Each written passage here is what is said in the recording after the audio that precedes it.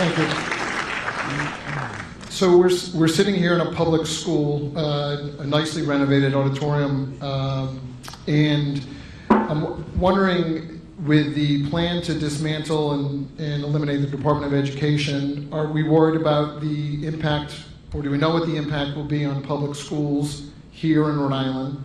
Do we know if federal funding for education, particularly special education, is still going to reach down to our local school districts? Do we have those answers yet? We do not have those answers yet. Some of them will come through that reconciliation process that I talked about. So to the extent that you and people like you across the country can make life difficult for the folks who are going to vote to strip funding out of the Department of Education, that really will make a very significant difference. The other thing that will make a very significant difference is when the continuing resolution expires in September, have we got agreement on a funding bill? And I think Susan Collins and Lisa Murkowski on the Republican side are very senior appropriators who want to do a very good job. Jack is one of our senior appropriators.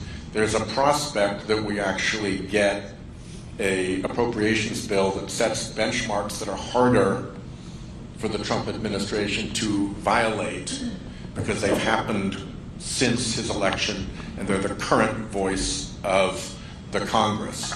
Now that still has to get through the House and they get a little bit animated over there, so it's hard to tell, but it's a little bit early, I think, at this point in the game to tell. All of this presupposes that they will indeed follow the law about appropriations, which they have not had a habit of doing so far, and that they'll follow the law when court orders are issued requiring them to follow the law. And just a quick word to our court here in Rhode Island. Two of the really important decisions requiring the administration to release funds despite their so-called freezes were by Jack McConnell and Mary McElroy, two of our judges. Jack went first, and he went through a blistering set of attacks from the far right for his nerve in making what was really an obvious and easy decision that, hey, if the money's been appropriated legally and the period for a veto is passed, the president doesn't have a whole lot to say about it. In fact, he's got a constitutional obligation to see to it the faithful execution of the law. So, I think we've got a pretty good example here in Rhode Island that we're seeing kind of around the country too, of the judges standing up when they needed to, and I just want to give Jack and Mary a particular thumbs up for having had the courage to do that.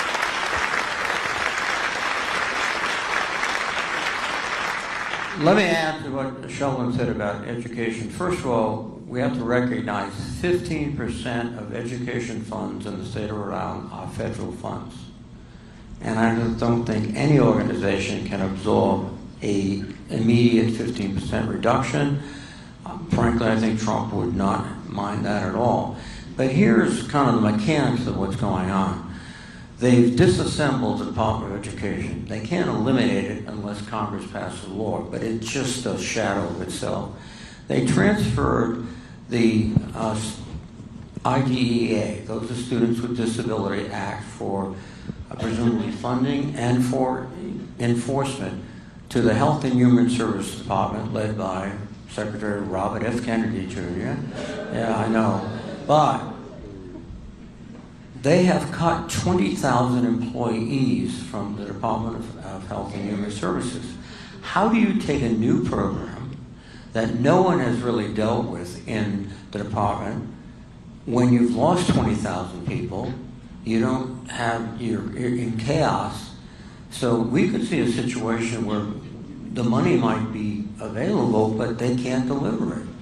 And this is a problem across the board. They've done several other things in the Department of Education, taking programs. They took the Pell Grants and the Stafford loans, and they transferred to the Department of Treasury. Again, they've never had any dealings with Pell Grants, student loans, or the higher education community to speak of, or in Rhode Island, our great community, sort of the college placement service. So, you know, it's just like, you know, giving, okay, you're responsible for, you're the Secretary of the Navy, you're not responsible for the Mojave Desert. Take care of that.